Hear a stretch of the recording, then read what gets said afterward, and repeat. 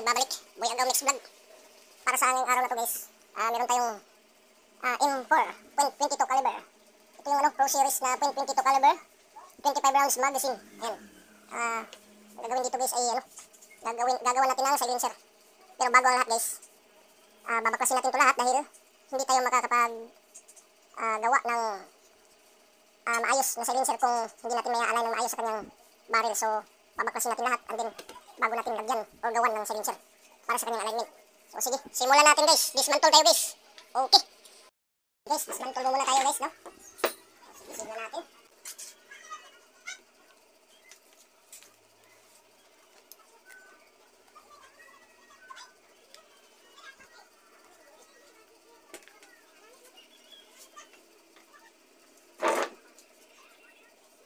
Dahil ito ay pin type guys. No, pin type kasi itong mga ganitong klase, no? So ito lang yung function niya. Saka ito, nagbibigay ng lock sa kanya. So ang gagawin natin ito, didiin natin yan papunta doon sa likod. Sige. May allen rings kayo dyan. Ganito, pwede nyo gamitin yan. Ang tuhog lang. Pero ingat kayo guys, baka ito ay magasgas, no? Sige, kunting ingat lang. Ayan. Ayan. So nabubukas na natin siya guys, no? So dahil ito ang tatanggalin natin, yung kanyang buong katawan. So lahat ay babaklasin natin guys. Ito, ganun din ang gagawin. Ayan. So, pin type kasi yan. Ayan. Ganun lang po ang pagkakabaklas niyan. So, release natin yung magazine na. Sorry, kalimutan natin yung magazine guys. So, specifically sa mga ganito guys, no, ito ay kinakamay na lang guys. Wala na tayong tools na gagamitin. So, ito dito ay inaano lang natin ito dito guys. Yung urong, yung ilalim, no? Para bubukas to at hindi siya naglalak. Okay, so ganito lang yan guys. Ayan. At, saka natin bubunutin to guys. Ganyan lang ang pagbunot niyan guys. Tapos, balik natin to. And then, ito ay naka-thread to guys. Meron pa pala siyang ano. Ito guys, kunin natin to guys. Tanggalin natin to. Gagawa tayo ng silencer guys. Yung fit sa kanya at align sa kanya, no? So, ang tutorial na to guys ay kung paano i-align. So ngayon, dahil natanggal na natin, ito ay threaded lang to dito guys, no? So iniikot natin yan, papaluwag. Guys, ito. Iniikot natin to, papaluwag. Ayan. Ayan. Masunurin naman pala to. Ayan guys, iniikot lang yan guys. Ayan po ang tamang pag-backlas guys. Ayan. Ayan.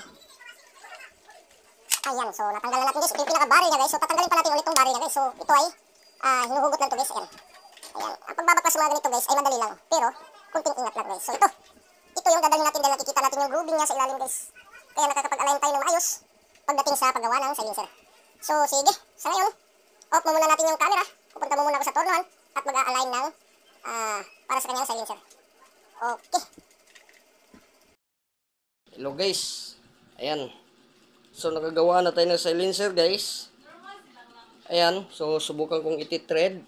Papakita ko lang sa inyo guys kung paano mag-align. No? Kasi hindi natin to makikita ang kanyang pinaka-alignment kung hindi natin siya babaklasin. Hindi natin siya kukunin sa kanyang pinaka body armor niya guys. Ayan. So tignan natin kung align ba guys. Yung walang sabit guys. Ayan, so kung makikita natin na walang sabit, may dumi yan konti guys yung sa ilalim. So ayan guys, proven and tested na walang sabit. Meron lang siyang dumi, konting dumi, madali lang yan. Ayan, lilinisin lang to guys. Ibu-blower ko lang to mamaya. Ayan. O ayan, wala na guys. So malinis ang pagkakagawa at walang sabit. So pwede na natin tong ikabit. So yan, tatanggalin mo muna natin yung silencer.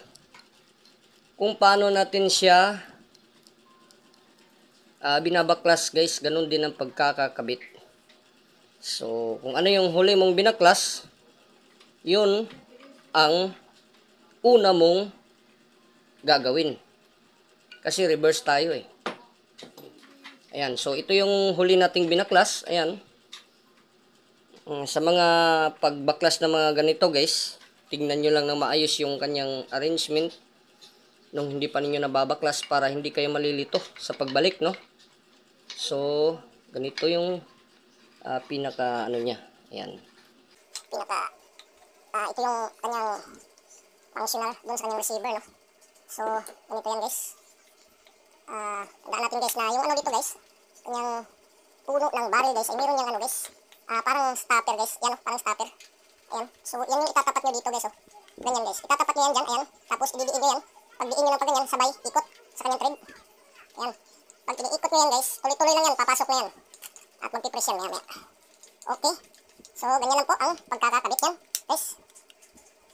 Mas dali lang i-assemble yung ano guys. Mga totoong baril kaysa sa mga PCP airgun guys. No? So, yan. So, ito na naman. Ang kasunod nito ay ito. So, kung paano nyo siya binaklas, nakikita yung top niya dito sa ibabaw. Ayan. Dito yan itatapat guys, ito. So, ang tamang pagkakalagay niyan guys, para hindi kayo malilito. Ganyan lang po. Yan, open natin itong kanyang ano. Yan, para walang sayad. Tapos, ididiin mo yan ng konti guys, ididiin. Tapos, ibalik nyo to guys para mag-lock siya ng kusa. Ito lang. Hindi siya nakalak guys, ayan. Alak mo siya guys. Then, ayan, lock mo yan guys, yung ganyan. So, ang pagbalik naman yan guys ay kung paano nyo rin siya binabaklas. Ganun din ang pagkakabalik. Kung ano ang yung ginawa, yun din. Yun at yun lang ang gagawin mo, diba? So, yung nakapin niya, yan, nakataas pa. No? So, ididiin lang natin yung pin. Ididiin lang natin yan. Katiming yan guys, ayan. Tapos ito, katiming din natin ulit yan guys, ayan. So, goods na siya guys. Tapos, check natin guys kung may laman ba siya.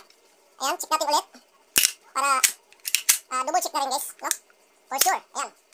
Ayan, so, yun lang yung functional niya guys. Tapos, lalagyan natin ulit yung kanyang, magazine. And then, ito na siya guys. So, yung kanyang silencer, ilalagay na rin natin. Tapos, iti-testing natin guys kung maganda ba ang kanyang tunog. Okay? So, ganun lang yung pagkakakabit niyan. Guys. So, ito na siya guys. Mabingi yung cellphone natin. So, ito na siya guys. Ayan. So, good siya guys. Ayan. So, testing natin guys. Let's go! Ito na yung unit mo, sir. Testing natin, sir. Sige.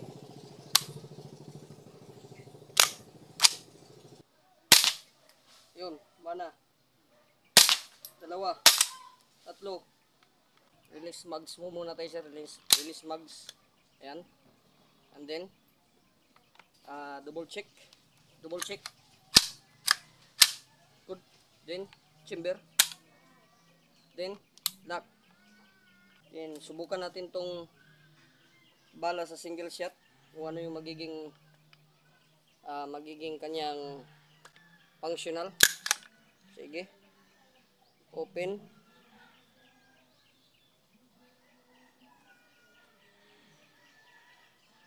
Yan. So, firing sir. Gumagana sir sa single. Isa pa sir. Ulit. Chamber. Isa pa ulit.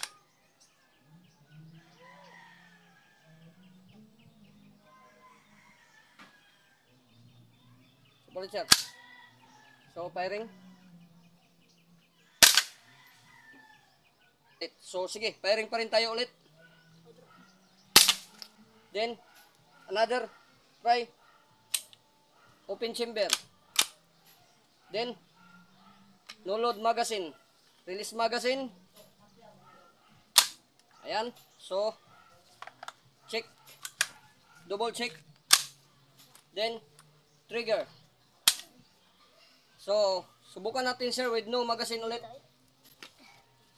So, ayan sir. Subukan natin ulit ang hindi niya ipinuputok na bala. Tatlo. May mga tama yan sir. Oh.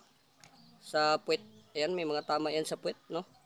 Kung nakikita nyo. Ayan. Yan yung kanyang ano, firing kanina. So, sige. Subukan natin nang naka-load siya sa ano, sa pang ano lang, single shot. Okay. Open fire. Ready. Firing. Gumagana po sir. Then another chamber. Chamber. Load. Open fire. Firing. Gumagana po sir. Another one. For the last one.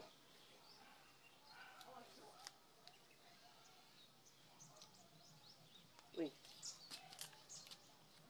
Hindi natin nailagay. So ito na sir. Panoorin mo sir. For the last one. Sa ngayon, check mo muna tayo kung may bala wala. Ayan. So, walang bala. So, goods.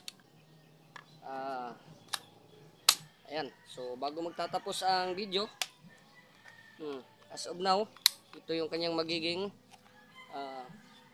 forma, sir. So, sige. Okay.